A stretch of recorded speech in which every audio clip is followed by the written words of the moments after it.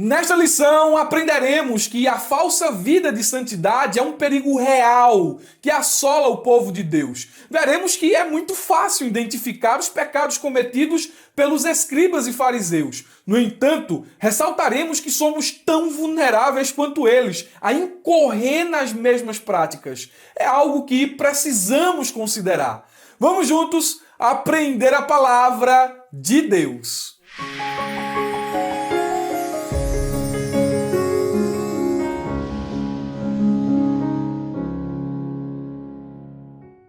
Meus irmãos, quero cumprimentá-los com a paz do Senhor Jesus. Como é que vocês estão? Tá tudo bem por aí? Por cá está melhor do que mereço. Melhor agora, iniciando mais uma pré-aula da Escola Bíblica Dominical, onde comentaremos a revista de jovens, publicada pela CPAD. Para quem não me conhece, eu sou o presbítero Murilo Alencar, atuo como professor aqui no YouTube e também na plataforma da ferramenta EBD. E é um prazer tê-lo aqui conosco. Se você é aluno da ferramenta EBD, utilize todo o material que disponibilizamos exclusivamente para você aqui na plataforma da ferramenta todas as semanas. Utilize o material de marketing, divulgação, assista aos cursos de preparação, utilize o fluxograma, os materiais de apoio, enfim, todos os recursos que estão disponíveis na plataforma da ferramenta. Se você está assistindo esse vídeo por meio do YouTube, não passe por ele sem se inscrever em nosso canal, caso ainda não seja inscrito. Ativa o sininho para receber todas as notificações, principalmente o material gratuito que postamos aqui. Deixa o teu like logo no começo do vídeo, interage conosco nos comentários e, mais importante que isso, conheça a plataforma da ferramenta. Irmão Murilo, como é que eu conheço essa ferramenta EBD? O link está na descrição deste vídeo. Aqui embaixo tem um link azul, você vai clicar e vai ter acesso a essa ferramenta. É o local onde o superintendente, o dirigente, o professor, o adjunto e o secretário da escola dominical encontram tudo o que precisam concernente aos assuntos da lição de adultos e de jovens. Eu tenho certeza que a ferramenta EBD será bênção para você. Hoje nós teremos a oportunidade de estudar a lição de número 7, datada do dia 12 de fevereiro de 2023, cujo título é Santidade de dentro para fora. Veremos que a santidade não pode ser tratada de forma superficial, ou não é uma doutrina que pode ser tratada para além das Escrituras. Isto é, eu não posso falar de santidade sem ter um fundamento escriturístico, porque a santidade ela acontece como obra do Espírito, mediante a palavra inspirada, a palavra revelada. E nós veremos que basear uma vida de santidade em tradição ou em costumes humanos é um equívoco, é algo perigoso. Amém? O nosso texto principal nos diz: ai de vós, escribas e fariseus, hipócritas, pois que sois semelhantes aos sepulcros caiados, que por fora realmente parecem formosos, mas interiormente estão cheios de ossos de mortos e de toda a imundícia. Mateus capítulo 23, versículo de número 27. A versão NVT nos diz o seguinte, eu quero ler o versículo 27 e o versículo 28, que completa o parágrafo, o pensamento exposto por Jesus nessa passagem. Nos diz o seguinte: que aflição os espera? Veja que ele aqui já traduz o que significa esse ai de vós, né? Que aflição os espera? É uma expressão de condenação. E o versículo prossegue: mestres da lei e fariseus hipócritas, são como túmulos pintados de branco, bonitos por fora, mas cheios de ossos e de toda espécie de impureza por dentro. Por fora parecem justos, mas por dentro seus corações estão cheios de hipocrisia e maldade. Olha o que diz a NTLH. Ai de vocês, mestres da lei e fariseus hipócritas, pois vocês são como túmulos pintados de branco, que por fora parecem bonitos, mas por dentro estão cheios de ossos de mortos e podridão. Por fora vocês parecem boas pessoas, mas por dentro estão cheios de mentiras e pecados. Jesus está se dirigindo a uma classe específica de pessoas. Se fôssemos dividir esse versículo aqui em partes, poderíamos aqui usar a tradução NAA, que também está aqui no nosso subsídio. Ele diz primeiro assim: ai de vocês. É um descontentamento que Jesus está expressando. É uma sentença de acusação. Ai de vocês. Aí agora ele se dirige ao público-alvo, escribas e fariseus. E Jesus utiliza um adjetivo qualitativo. Esse adjetivo ele está atrelado ao público-alvo. Vocês são hipócritas. E agora Jesus faz uma comparação. Porque vocês são semelhantes a sepulcros pintados de branco. Veja, são semelhantes, é uma comparação que Jesus está fazendo. E ele explica essa comparação em mais detalhes, que por fora se mostram belos, mas interiormente estão cheios de ossos de mortos e de toda podridão. O capítulo de número 23 do Evangelho conforme escreveu Mateus contém um discurso feito por Jesus com a finalidade de expor, censurar e condenar a hipocrisia dos escribas e fariseus. Então todo o capítulo tem essa finalidade de condenar esse partido religioso. O discurso, ou o capítulo 23, ele pode ser dividido em 4 partes, isso para efeitos didáticos. A primeira parte, a caracterização dos fariseus, que vai do versículo 1 ao versículo de número 7. A segunda parte, uma exortação aos discípulos, que vai do versículo 8 ao versículo de número 12. A terceira parte, Jesus profere 7 condenações. Na sua tradição pode ter 8, mas todos os comentaristas são unânimes em dizer que uma das condenações não consta nos originais. Essas condenações são os ais, que já iremos aqui enumerar. São 7 condenações dirigidas aos fariseus. E o último bloco do capítulo 23, nós temos 2 palavras de conclusão de Jesus, que vão do capítulo, ou melhor, do versículo 34 ao versículo de número 39. Levando em consideração a terceira parte desse discurso, ou a terceira parte do capítulo de número 23 que dividimos aqui, nós podemos estruturá-la da seguinte maneira: as condenações dirigidas aos escribas e fariseus. E essas condenações são pelo menos 7, e elas nos dizem o seguinte: primeira, acusação. No primeiro dos 7 ais, Jesus reprova os escribas e os fariseus porque, embora eles finjam ser abridores de portas, na realidade estão fechando a porta do reino dos céus diante dos homens. Mateus capítulo 23, versículo 13. Na sua tradução, o versículo 14 talvez esteja inserido, e ele diz o seguinte: ai de vós, escribas e fariseus hipócritas, pois que devorais as casas da viúva e assim por diante. Esse texto não consta nos originais e a maioria dos comentadores eles se posicionam dessa forma. Então não são 8 condenações, mas 7. Vem a segunda. A segunda acusação. No segundo ai, Jesus censura os seus oponentes porque fazem mais mal do que bem aqueles a quem conquistavam do paganismo. Versículo de número 15. Terceira acusação. Jesus mostra como os líderes religiosos dos judeus viravam de cabeça para baixo a verdade relativa ao juramento. E todas as acusações aqui, elas giram em torno da hipocrisia desses homens, da dissimulação dessa classe religiosa em Jerusalém. Temos aqui a quarta acusação.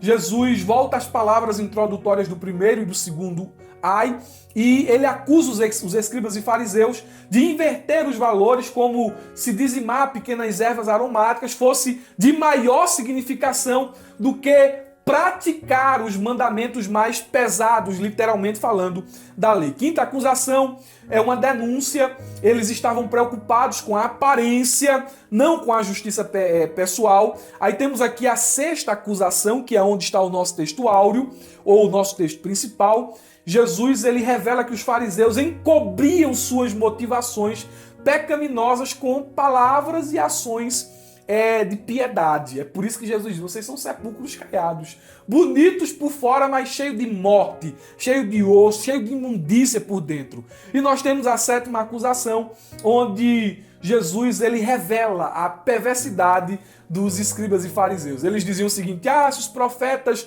vivessem em nosso tempo, nós não teríamos feito como os nossos pais que o mataram. Jesus mostra que era só palavra da boca para fora, que eles seriam piores do que os seus antepassados. Qual é a aplicação que nós podemos fazer aqui no texto principal? Preste muita atenção, porque essa aplicação ela é significativa. É muito fácil apontar os erros, os defeitos dos escribas e fariseus. O que realmente é difícil de digerir é a ideia de que também somos vulneráveis às mesmas atitudes que condenaram esses líderes religiosos. Estamos aqui falando de hipocrisia, estamos falando de dissimulação. Esses homens transgrediam a lei de Deus, esses homens tinham uma aparência de santidade, era uma santidade exterior, e a gente diz, olha que homens terríveis, que homens fingidos, e nós temos a mesma tendência a incorrer nas práticas pecaminosas dos escribas e fariseus. Nós vamos discorrendo com mais detalhes sobre essa assertiva, sobre essa aplicação, no transcorrer da lição. Olha o que diz o resumo da lição. Deus deseja uma santidade autêntica que vem de dentro para fora. Eles prezavam o exterior. Aí Jesus mostra, vocês estão errados. Vocês estão invertendo as coisas. A verdadeira santidade, ela vem de dentro para fora e não é de fora para dentro. Porque às vezes o homem muda o exterior, mas o interior permanece amando o pecado secretamente. A verdadeira santidade, ela vem de dentro para fora. A palavra autêntica aqui no resumo da lição, ela significa algo que é verdadeiro. E Deus, ele não se impressiona com a aparência física, né? Com o exterior, trabalhando aqui essa ideia de exterior, né? Com aquilo que está diante dos olhos. Deus não se impressiona com a aparência física. A Bíblia diz, lá em 1 Samuel, capítulo 16, versículo 7, não considere a sua aparência nem a sua altura, pois eu rejeitei. O Senhor não vê como o homem vê a aparência, mas o Senhor vê o coração. Deus sonda o coração. Ele também não pode ser enganado. Deus não se deixa levar por apresentações bem trabalhadas e declarações de amor e serviço, que embora bem elaboradas, não sejam sinceras. Porque tem gente que faz declaração de amor para Deus, tem gente que serve de uma forma extraordinária, mas as motivações são impuras. Há um texto que ilustra muito bem essa verdade, e esse texto é Mateus capítulo 7, versículo 21, que diz: nem todos que me chamam Senhor, Senhor, o crente nominal, invoca o nome de Cristo, entrarão no reino dos céus, mas apenas aquele que de fato, ou aqueles que de fato fazem a vontade de meu Pai que está nos céus. Então tem gente que, Jesus, que fala bonito, que ora bonito, que tem ação, que tem obra, mas vive em iniquidade. É uma santidade de fachada. Jesus conhece. A conclusão que nós chegamos é esta: não adianta fingir santidade. O homem não pode ludibriar, não pode enganar Deus. Ele conhece o coração e ele sonda os pensamentos. Temos 3 objetivos que queremos atingir durante a exposição da lição, e o primeiro deles é mostrar a hipocrisia dos fariseus e escribas, os mestres da lei. Nós vamos mostrar isso aqui. O tópico de número 1, vamos definir essas classes. O segundo objetivo, conscientizar de que uma pseudo-santidade favorece a prática da injustiça.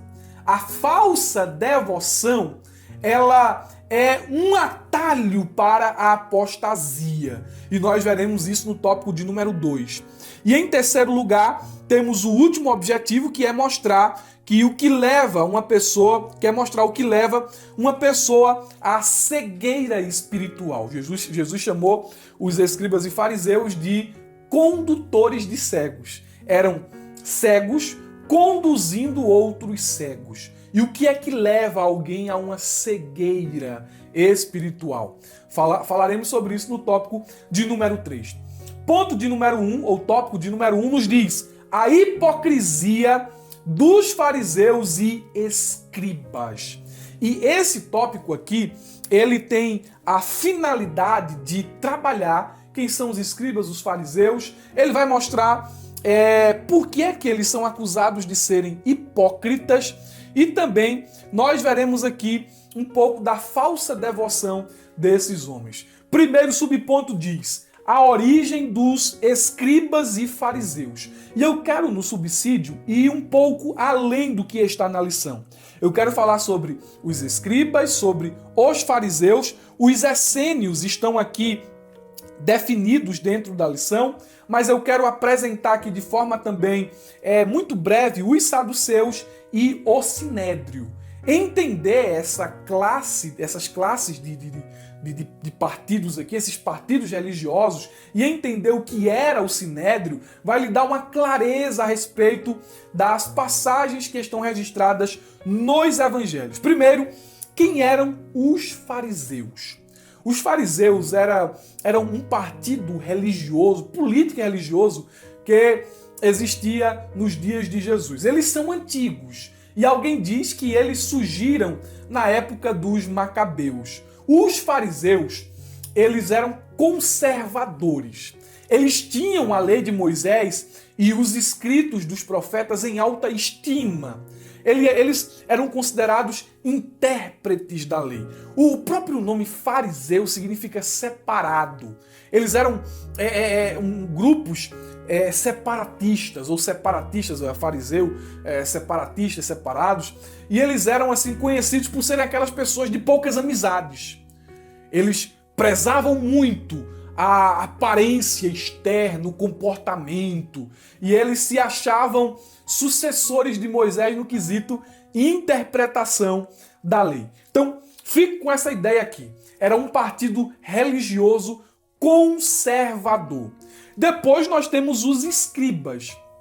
E os escribas, dentro das escrituras, às vezes são chamados de doutores da lei, às vezes são chamados de mestres da lei. Então, o escriba, dentro das páginas do Novo Testamento, é a mesma pessoa que recebe a designação de doutor da lei, de mestre da lei.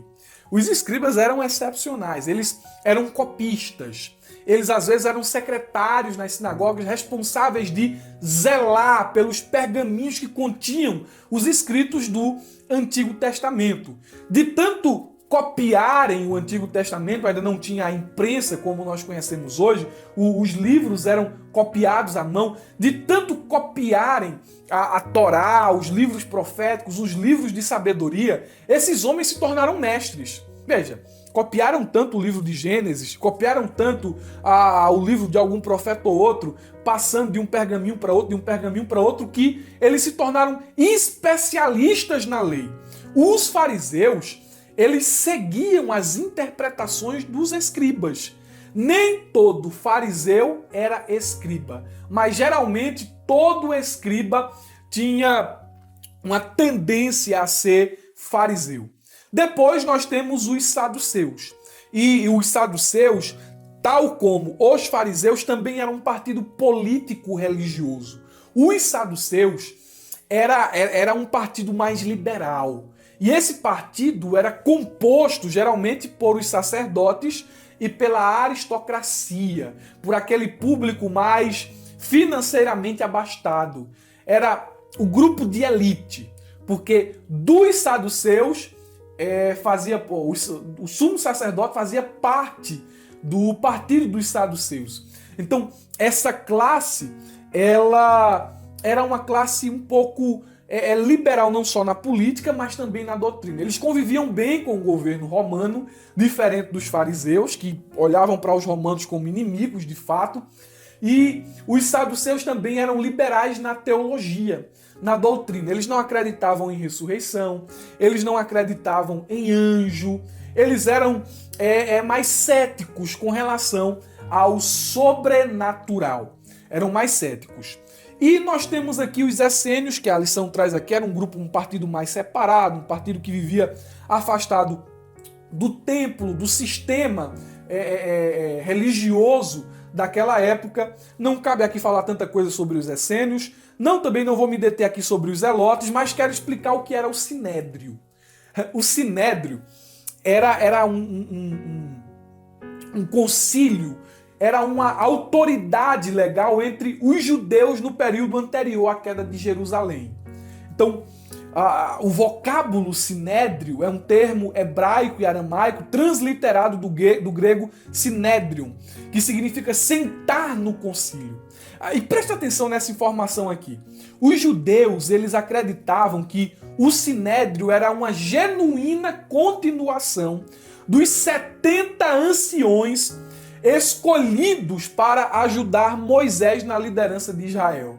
É por isso que o sinédrio era presidido pelo sumo sacerdote, que estava em atuação na época. O sumo sacerdote era o presidente do sinédrio, e o sinédrio tinha mais 70 conselheiros, mais 70 participantes, que era um misto ali de escribas, de fariseus e de sacerdotes. Então esse sinédrio era composto geralmente por pessoas respeitadas, por pessoas eruditas, por pessoas que tinham um alto conhecimento concernente aos escritos do Antigo Testamento. Essas são as principais classes que marcavam os partidos políticos religiosos da época de Jesus, e o sinédrio era o concílio de maior autoridade entre os judeus. O subponto de número 2 nos diz o seguinte: os escribas e fariseus acreditavam ser os verdadeiros mestres. E quando eu coloco aqui escriba e fariseu, eu quero incluir os membros do sinédrio. E aqui eu incluo o sumo sacerdote, incluo também os sacerdotes. Eles acreditavam que tinham a autonomia de suceder Moisés nos assuntos concernentes à interpretação e à aplicação da lei. Olha o que é que diz o texto bíblico na versão NVT, Mateus capítulo 23, versículo do 1 ao 5. Então Jesus disse às multidões e aos seus discípulos: os mestres da lei e os fariseus ocuparam o lugar de intérpretes oficiais da lei de Moisés. Na corrigida diz que eles se sentavam na cadeira de Moisés. Portanto, pratiquem tudo o que eles dizem e obedeçam-lhes, mas não sigam seu exemplo, pois eles não fazem o que ensinam, oprimem as pessoas com exigências insuportáveis e não movem um dedo sequer para aliviar seus fardos. Tudo o que fazem é para se exibir ou exibir. Usam nos braços filactérios mais largos que de costume e vestem mantos com franjas mais longas. Sobre essa expressão cadeira de Moisés, alguns comentaristas, principalmente que falam dessa parte histórica e cultural do povo de Israel, dizem que nas sinagogas havia um assento especial chamado de cadeira de Moisés. Todavia, eu acredito que Jesus usa essa expressão no sentido figurado, justamente para mostrar e explicar que os escribas e fariseus se consideravam sucessores de Moisés. Jesus está dizendo aqui nesses versículos aos seus ouvintes originais que esses peritos na lei e seus partidários falhavam em 3 sentidos. Primeiro, eles eram destituídos de sinceridade. Segundo, eles eram destituídos de compaixão. E também, em terceiro lugar, de humildade. Eles eram insinceros porque amontoavam cargas pesadas sobre os sobre os ombros dos homens, preceito sobre mais preceito, mas quando se tratava deles mesmos, eles não se dispunham a mexer nem sequer um dedo para cumprir uma das muitas regras, ou as muitas regras que eles estabeleciam. Eles eram inclementes, eles não tinham compaixão, porque eles não tentavam aliviar a carga das outras pessoas. Eles faziam o entrar no céu ou entrar no reino algo muito difícil. E, por último, eles eram afetados, como fica evidente nas próprias palavras de Jesus aqui. Eles tinham todo um jeito, né? Toda uma prática para se exibirem, para esbanjarem santidade. As roupas, os filactérios, que eram pequenos rolinhos que continham ali, de forma bem trabalhada, trechos das Escrituras, eles deixavam isso bem evidente, para mostrar que eram santos, para mostrar que conheciam a lei. E Jesus diz que eles eram exibicionistas. Aí vou trabalhar novamente aqui aquela ideia, né? Que nós somos tendenciosos a incorrer nas mesmas práticas desses homens. Veja por quê. Olha aqui alguns exemplos. Idealizamos muitas vezes uma conduta. Esse aqui é o meu padrão. Esse aqui é o padrão de crente. E nós julgamos as outras pessoas baseados nesses altos padrões que nós estabelecemos. Porém, a gente estabelece um padrão para julgar as outras pessoas e estabelece outro padrão para julgar nós mesmos. Prática dos escribas e fariseus. Isso acontece assim, ó, com muita facilidade. A gente tem essa facilidade de incorrer nessa prática. Segundo, nós somos muito rápidos em condenar e excluir nossos irmãos por pequenas falhas cometidas, mas somos complacentes com nossos próprios pecados. Terceira falha aqui que a gente... Você vai concordar comigo aqui. Essa falha é terrível. Não é muito difícil perceber sentimentos e ações em nosso coração que tem a finalidade de nos levar a se exibir, a se mostrar para outras pessoas. Você prega, você quer mostrar que prega mais do que fulano, você quer que as outras pessoas lhe aplaudam, lhe notem. Você quer ser mais santo que os outros. Às vezes não diz isso com palavras, mas lá no coração, né? Lá no coração, a gente tem essa facilidade de incorrer nas mesmas práticas que nós condenamos com tanta veemência. Nós precisamos vigiar, nós precisamos ser mais humildes, nós precisamos fazer uma autorreflexão para não acabar apontando um cisco no olho de nosso irmão, tendo uma trave no nosso. O terceiro subponto do tópico 1 nos diz: Jesus repreende a falsa devoção dos fariseus. Em outras palavras, Jesus está repreendendo a hipocrisia deles. No contexto da dramaturgia grega, o termo hipócrita era aplicado a um ator no palco do teatro. Então, o autor lá estava fingindo ser alguém que não era ele mesmo, e essa atuação do ator essa atuação tinha um nome, né? Ele é chamado de hipócrita. Só que mais tarde, metaforicamente, a pessoa que atuava no papel, na vida real, né, fingindo ser uma pessoa melhor do que realmente era, ou simulando bondade, sendo uma pessoa dissimulada, né, começou a ser chamada de hipócrita. Essa pessoa esse homem é um ator, essa mulher é uma atriz. Olha como ela finge ser amiga, olha como ele finge ser santo, olha como ela finge ser uma pessoa caridosa e na verdade não é. Ela tenta passar, vender uma imagem daquilo que ela não é, uma pessoa cheia de máscaras. O termo hipócrita, ele é muito comum dentro do palavreado de Jesus, né? Jesus chega até a dizer: tomem cuidado contra o fermento dos fariseus, que é a hipocrisia. Em outra passagem, Jesus diz: eles são cheios de hipocrisia, de iniquidade por dentro. Então a gente deve ter muito cuidado com o pecado da hipocrisia, do fingimento. Não adianta você me dizer: não, porque eu não sou hipócrita, porque eu sou verdadeiro, porque eu sou isso, porque eu sou aquilo. Não adianta dizer isso, não. Todos nós temos essa tendência a sermos pessoas fingidas. Devemos tomar cuidado com isso. O pecado da hipocrisia, ele é tão perigoso que até mesmo Pedro e Barnabé agiram com falsidade em certo momento.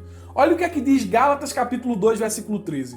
Como resultado, outros judeus imitaram a hipocrisia de Pedro e até mesmo Barnabé se deixou levar por ela. Então, o pecado de hipocrisia ele é muito perigoso, porque ele é contagioso. Ele é contagioso.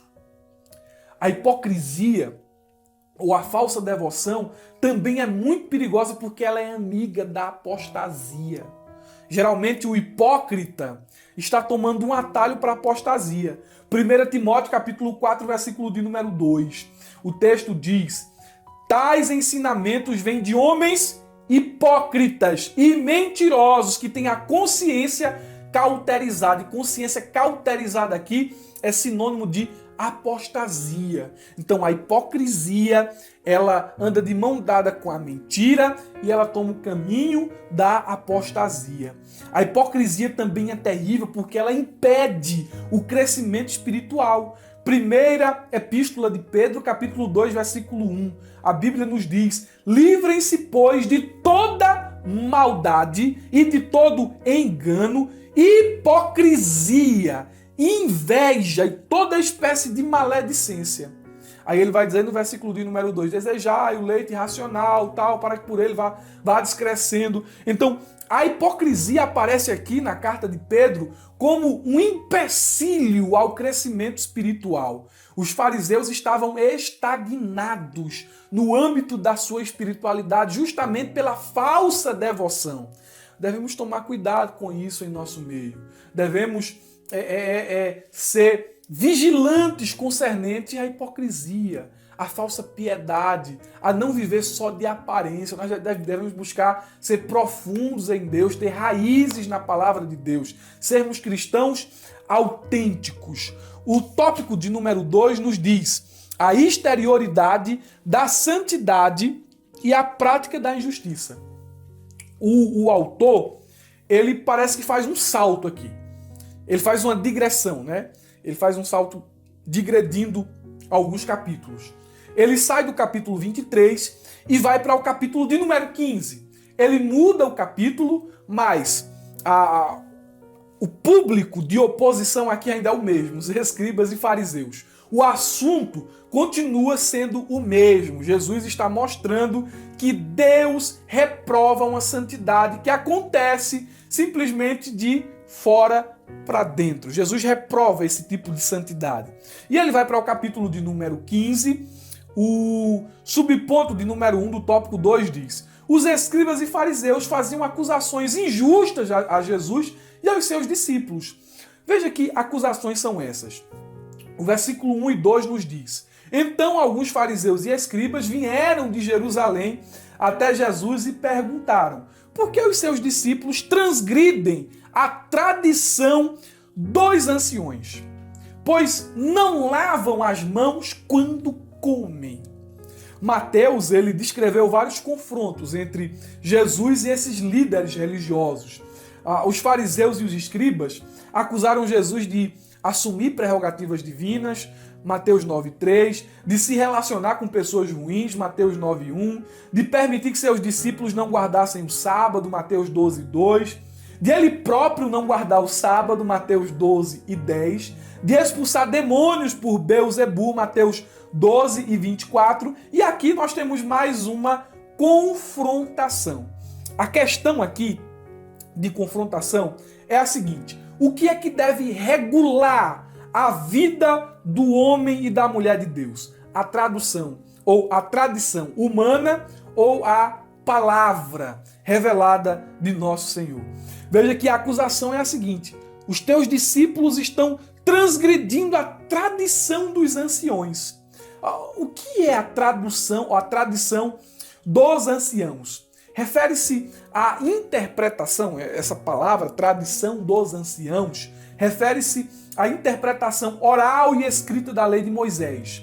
Essa tradição dos anciãos era considerada como sendo tão obrigatória quanto a própria lei de Deus, visto que, de acordo com os escribas e seus seguidores, ela mostrava o que a lei divina realmente significava, ou seja, como a mesma se aplicava à vida cotidiana.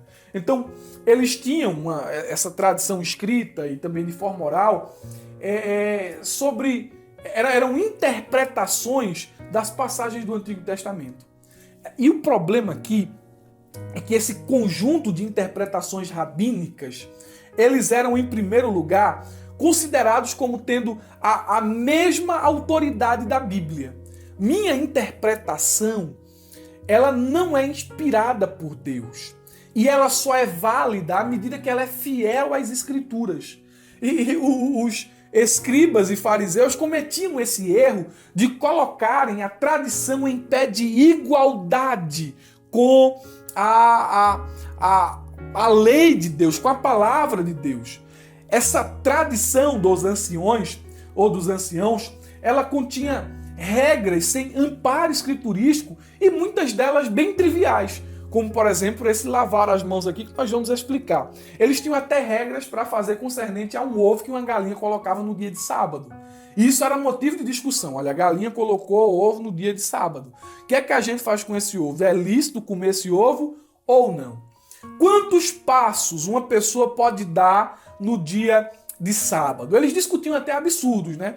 Será se no dia de sábado alguém pode cuspir na terra? Porque se cuspir na terra, ele pode estar, de certa forma, agoando a terra. Eram trivialidades que eles discutiam nessa tradição. Em terceiro lugar, essa tradição muitas vezes contrariava os mandamentos de Deus que estão revelados em suas palavras. Sobre o lavar as mãos aqui que eles levantam, não era uma questão de higiene, né? Porque as mãos estão sujas, cheias de bactéria, de vírus, papapá, tinha que lavar a mão para comer. Era uma lavagem cerimonial.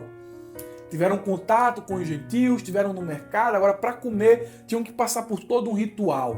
O comentário Esperança, ele chega a mostrar que esse ritual de lavar as mãos acontecia mais ou menos assim.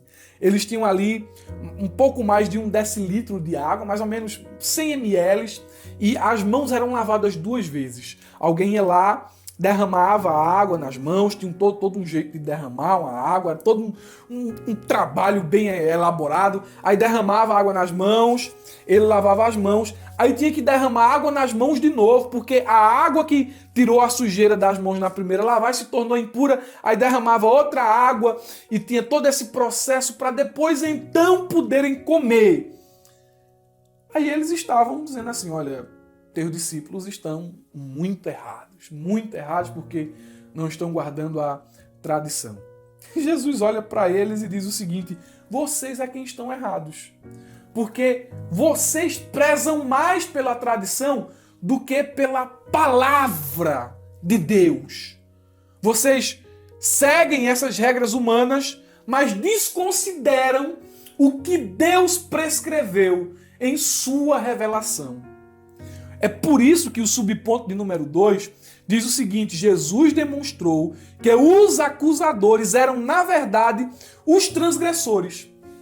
Olhe o que é que diz o capítulo 15, eu vou explicar para vocês aqui, já estou concluindo. Ele diz o seguinte, ele porém respondendo diz, por que vocês transgridem, transgredis vós também o mandamento de Deus pela vossa tradição. Então, vocês estão usando a tradição como um meio para não cumprir os mandamentos de Deus. É a resposta de Jesus. Jesus está colocando eles contra a parede. Versículo 4, porque Deus ordenou dizendo, honra teu pai e a tua mãe, e quem maldisser o pai ou a mãe, que morra de morte. Mas vós dizeis, qualquer que disser ao pai ou à mãe, é oferta ao Senhor, ou oferta de Corbã, é presente ao Senhor. Isso aqui, a oferta de Corbã, era uma prática de dedicar algo a Deus. Então o fariseu ou alguém lá dedicava algo a Deus, uma posse sua, um bem material ou uma herança, dedicava isso a Deus. E Jesus diz o seguinte, quando vocês fazem isso, versículo de número 5, mas vós dizeis, qualquer que disser ao pai ou mãe, é oferta ao Senhor, o que podereis aproveitar de mim? Esse não precisa honrar nem o pai e nem a mãe. Versículo 6, e assim validaste pela vossa tradição o mandamento de Deus. Estava lá o pai e a mãe, precisando de recursos, precisando de assistência. Aí o bendito dizia assim, olha, eu não posso ajudar vocês com o meu recurso, porque isso eu dediquei a Deus. É uma oferta de Corbã.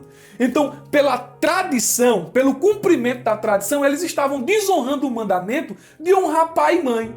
E os escribas e fariseus, os sacerdotes, e o sumo sacerdote olhava para essa prática e aplaudia. Que homens zelosos, que homens dedicados às coisas do Senhor, desonrando o mandamento, obedecendo à tradição. Aí Jesus vai e aponta para os escribas e fariseus e diz, vocês é quem, na verdade, estão transgredindo os mandamentos de Deus. E olhe, meus irmãos, hoje, infelizmente, muitas pessoas usam esse tipo de manobra em nome da tradição, em nome do costume, para se verem desobrigadas de cumprir os mandamentos do Senhor. Isso é falsa piedade, isso é falsa devoção. É por isso que no subponto de número 3 do capítulo, ou do tópico 2, diz o seguinte: o profeta Isaías já havia alertado a respeito da falsa santidade em nome da religião. O que é que acontece aqui nessa passagem? Jesus está evocando o que disse o profeta Isaías, lá no capítulo de número 15, versículo 8 e 9. Vou conferir essa referência. Diz o seguinte: este povo honra-me com os lábios, mas o seu coração está longe de mim. Em vão me adoram, ensinando doutrinas que são preceitos de homens. Então Jesus evoca um dos profetas para denunciar a ação e as atitudes erradas dos escribas e fariseus. Santidade de fora para dentro. A falsa santidade, nas palavras de Jesus, evocando aqui o texto de Isaías, ela promove apenas falsos preceitos, adoração vazia e reprovação divina. Você pode ter o aplauso dos homens, você pode ter o elogio das pessoas, mas tu não tem a aprovação do céu, tu não tem nada. Então, meus irmãos, não adianta fingir santidade. Bate nessa tecla novamente. Não adianta fingir santidade. O terceiro tópico vai mostrar o seguinte: a cegueira espiritual. Isso aqui é terrível. Olha o que diz o subponto 1, a cegueira espiritual dos escribas e fariseus. Por que a cegueira espiritual ela é tão terrível? Porque o cego de causa natural, ou cego natural, por exemplo, alguém que nasce cego, alguém que se tornou cego devido a um acidente ou a uma enfermidade, ele sabe, ele tem ciência de sua condição. Ele sabe que é cego. Agora, o cego espiritual, ele pensa que tem uma visão mais acertada e mais privilegiada do que as demais pessoas. A cegueira espiritual é pior do que a cegueira natural por esse quesito. Porque o cego espiritual não sabe que é cego, ele acha que vê melhor que os outros. Aí Jesus olha para os escribas e fariseus e diz assim: vocês são condutores de cego. Vocês são cego guiando outro cego. Você já pensou? Né? Você já pensou? Fala assim, você já pensou você fechando seus olhos e você acompanhando uma pessoa cega? Os dois vão cair num buraco. O que é que Jesus está dizendo? O que é que Jesus está dizendo aqui? Quem acompanha os escribas e fariseus nas práticas deles vão cair em um buraco. Vão ter um final de desastre. Nós devemos tomar muito cuidado com a questão da cegueira espiritual, porque a frieza, a mornidão, o orgulho, a soberba, a apatia, isso nos leva à falsa santidade. E a falsa santidade nos cega espiritualmente. A gente começa a achar que é melhor do que todo mundo está errado, só a gente está certo. Aí nós começamos a achar que estamos num padrão mais elevado de santidade. Aí começamos a criticar a igreja, a criticar fulano de tal, a falar mal do pastor, a falar mal de alguém. E começa a criticar os irmãos, aquela coisa toda. Com um pouco está desviado. E acha que é santo estando desviado. Não, eu não preciso de templo, não preciso de igreja, não preciso de nada disso aí, porque eu sou a igreja, porque eu estou em casa, porque eu posso isso, porque eu cultuo a Deus em casa, a minha vida é assim, está mal espiritual e pensa que está bem. Então, é uma coisa terrível a cegueira espiritual. Nós vemos aqui, no subponto de número 2 do ponto 3, que nem os discípulos, de certa forma, entenderam ali a parábola pronunciada por Jesus, né? Veja que Pedro ele cobra do Senhor uma explicação. Versículo de número 15. A Bíblia diz o seguinte: e Pedro, tomando a palavra, disse-lhe: explica-nos essa parábola. Ele não está se referindo aqui à questão dos fariseus serem chamados de guias de cegos. E também não está se referindo aqui à questão de Deus aniquilar a plantação, arrancar a planta que ele não plantou. Ele está falando aqui da metáfora ou da parábola que Jesus ele diz aqui no versículo de número, deixa-me ver aqui, versículo de número 19, a explicação. Porque do coração procedem os maus pensamentos, morte, adultério, prostituição, furto, falso testemunho e blasfêmia. Então, Jesus tem dito o seguinte: olha, não é o que entra pela boca do homem que o contamina, mas o que sai. Aí os discípulos não entenderam isso. Veja que mais tarde, Pedro, lá no livro de Atos, ele precisou novamente ser confrontado com essa verdade, Atos 10, né? Ele vê aquele lençol se abrindo e ele vê um monte de animais impuros, Deus dizendo, come. Senhor, eu nunca comi nada impuro, porque eu sigo a dieta do Antigo Testamento, aquela coisa toda, eu sou judeu, eu sou seguidor, blá, blá, blá. E Jesus estava querendo mostrar que o evangelho deveria ser também pregado aos gentios. Pedro foi confrontado com essa verdade mais tarde. Mas o fato aqui é que eles não entenderam, e Jesus explicou. Na verdade, Pedro, o que entra pela boca, o alimento, né, ele passa pelo estômago e depois é expelido. Mas o que sai do homem é o que o contamina, porque procede do coração. Aí Jesus mostra qual é a situação do coração do homem. Então, todos os maus atos começam no coração.